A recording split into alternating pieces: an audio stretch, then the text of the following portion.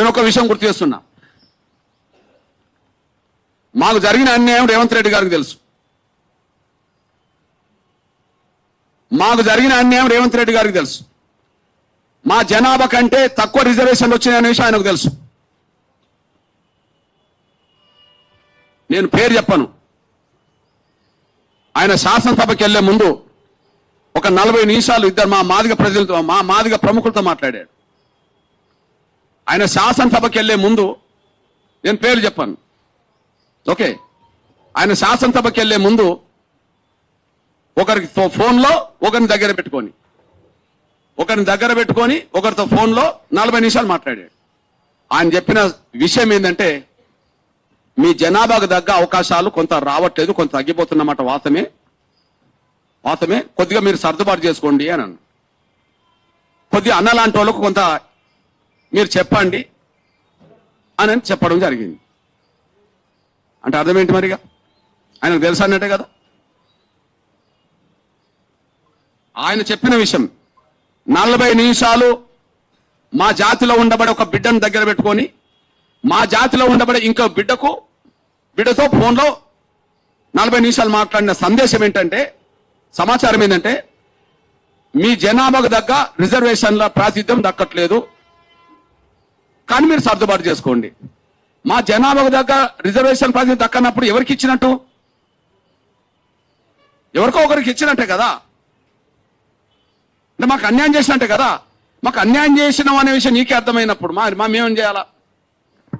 ఈ విషయంలో ఆ సమాచారం అందుకున్న వెంటనే మధ్యాహ్నం పూట మా సామాజిక వర్గానికి సంబంధించిన 4 ఎమ్మెల్యేలతో నేను సమావేశం ఏర్పాటు చేశాను.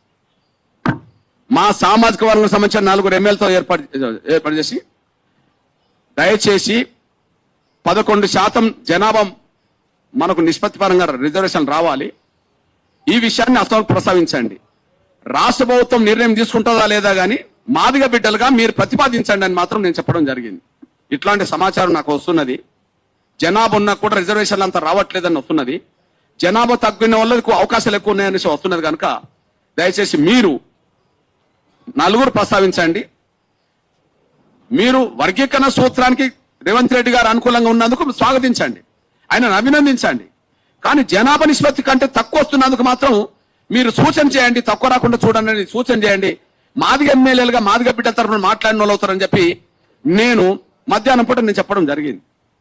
బహుశా మరి వాళ్ళు ఆ ప్రస్తావన తీసుకొచ్చినట్టు కూడా నాకు అనిపించలే శాసనసభలో. నేనైతే చెప్పాను, నాకు 11 గంటల సుమారే నాకు ఆ సమాచారం ఉన్నది. నేను 1 గంట 2 గంటల మధ్యలో మా ఎమ్మెల్యేలు కూర్చున్నబెట్టి 4 మాట్లాడడం జరిగింది. ఇంకా ఈ విషయాన్ని అసెంబ్లీలో ప్రస్తావించే విధంగా చేద్దామని చెప్పి నేను మన బీజేపీ శాసనసభ్యుడు శంకర్, ఆదిలాబాద్ శంకర్, నేను ఫోన్లో మాట్లాడడం జరిగింది. తను ప్రస్తావించే సమయానికి స్పీకర్ టైం ఇవ్వలేదు. తను ఈ విషయాన్ని 11% రావాల్సిన మాదిగలకు 9% రావడం కరెక్ట్ కాదనే ప్రస్తావన వచ్చే సమయానికి ఆయన స్పీకర్ ఆయనను కట్ చేయడం జరిగింది. నేను బీఆర్ఎస్ నేతలతో మాట్లాడదాం అనుకున్నా, వాళ్ళ కాంటాక్ట్లోకి రాలే. కానీ మా సోదరుడు ఎర్రోల శ్రీనివాస్కు చెప్పాను, దయచేసి మన నిష్పత్తి కంటే తక్కువ రిజర్వేషన్లు వస్తున్నట్టుగా కనిపిస్తున్నది, దాన్ని మీరు వెంటనే పరిగణలోకి తీసుకొని కేటీఆర్ గారికో అక్కడ శాసనసభలో బీఆర్ఎస్ వాళ్ళు చెప్పానని చెప్తే, అన్న వాళ్ళు లోపల ఉన్నారు, నేను బయట ఉన్నాను చెప్పడం జరిగింది. కారణాలు ఏమైనా ఇది రేవంత్ రెడ్డి గారికి ముందే తెలుసు, మా నిష్పత్తి కంటే తక్కువ వస్తుందనే విషయం ముందే తెలుసు. ఆ ముందే తెలుసు కాబట్టినే తన దగ్గర ఒక మాదిగ ప్రముఖుని పెట్టుకొని ఇంకో మాదిగ ప్రముఖుడితో 40 నిమిషాలు మాట్లాడిండు. కాబట్టి స్పష్టంగా అర్థమవుతుంది ఉద్దేశపూర్వకంగానే మా వాటా మాకు దక్కకుండా పోయింది అని. ఈ నేపథ్యంలోనే మేము గుర్తు చేస్తున్నాం. మించిపోయింది ఏం లేదు, లోపాలుంటే సరి చేసుకోండి. మించిపోయింది ఏం లేదు, లోపాలుంటే సరి చేసుకోండి. ఇప్పుడు మీకు నచ్చని విషయాలు రిజెక్ట్ చేసిండ్రా లేదా? షమీమ్ అఖ్తర్ గారు ఖచ్చితంగా క్రిమిలేయర్ ఉండాలని చెప్పి సూచన చేశాడు. ఆ సూచనను మేము ప్రభుత్వం తిరస్కరిస్తుందని చెప్పిండ్రా లేదా? మరి మొదటి గ్రూపులో అత్యంత వెనుకబడ్డ గ్రూపులో అత్యంత అభివృద్ధి చెందిన 2-3 కులాలను ఎట్లా చేస్తారు? మా జనాభా కంటే తక్కువ మాకు ఎట్లిస్తారు?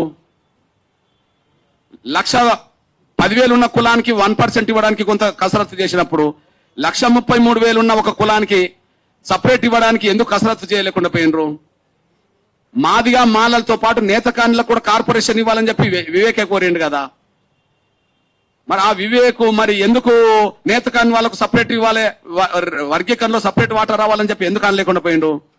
అంటే ఇక్కడ మాదిగల వాట పెరగకుండా చూడడానికోమో ఇటు పంపడం, ఆడ మాలల వాటను పెంచుకోవడానికోమో మెజార్టీ కులాస్తులు అయిన నేతకాలను కలుపుకోవడం. ఇదంతా ఉద్దేశపూర్వకంగా కుట్రబుద్ధితో జరిగిన ప్రక్రియ. ఇది నాకు తెలిసి కమిషన్ నివేదిక తయారు చేసేటప్పుడే ఇవంతా కసరత్తు జరిగినట్టుగా కనిపిస్తున్నది. కమిషన్ నివేదిక తయారు చేసేటప్పుడే ఇదంతా కసరత్తు జరిగినట్టు కనిపిస్తున్నది. ఈ కసరత్తులో ముగ్గురు భాగస్వాములు. నంబర్ 1 వివేక్, వాళ్ళ ప్రయోజనాలకు పెద్దపీట వేసుకోవడానికి, మాదిగల ప్రయోజనాలను దెబ్బతీయడానికి, ఇతర కులాల ప్రయోజనాలు దెబ్బతీయడానికి, నేతకాన్ ప్రయోజనాలు దెబ్బతీయడానికి, అందరి ప్రయోజనాలు దెబ్బతీయడానికి ఒక కుట్ర. దీనికి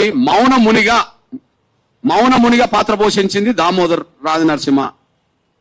మౌనమునిగా పాత్ర పోషించింది తెలుసు ఆయనకు, ఆ పాత్ర పోషించింది దామోదర నరసింహ. ఈ విషయం ఇట్లా జరుగుతుందని చెప్పి ఖచ్చితంగా రేవంత్ రెడ్డి గారికి ముఖ్యమంత్రి కూడా తెలిసే ఉంటది కాబట్టిగానే నిన్న ఉదయం పూట ఆ అభిప్రాయం చెప్పడం జరిగింది. దీన్ని మేము తీవ్రంగా ఖండిస్తున్నాం. దయచేసి మా జనాభా కంటే మించి మేము అడగట్లేదు. మా జనాభాకు తగ్గట్టుగా రిజర్వేషన్లు ఇవ్వండి. తగ్గించడం అనేది న్యాయం కాదు. ఇప్పుడు జరిగిన ప్రక్రియలో లోపాలుంటే వెంటనే సరి చేసుకొని అందరికీ న్యాయం చేసే పద్ధతిలో ముందుకు రావాలని చెప్పి మేము విజ్ఞప్తి చేస్తున్నాం, డిమాండ్ చేస్తున్నాం. ధన్యవాదాలు.